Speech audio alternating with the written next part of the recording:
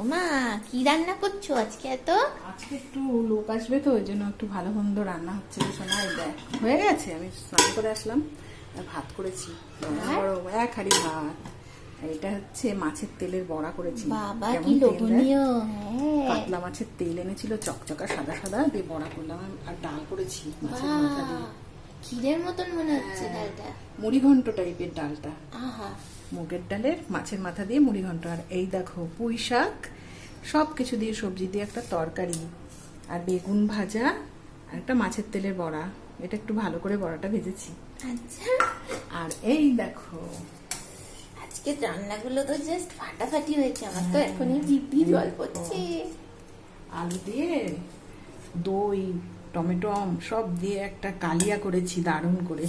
ভালো হয়েছে না? হ্যাঁ, তাড়াতাড়ি খেতে দিয়ে দাও। চলো চলো চলো, তাড়াতাড়ি খাবে আমার সোনা।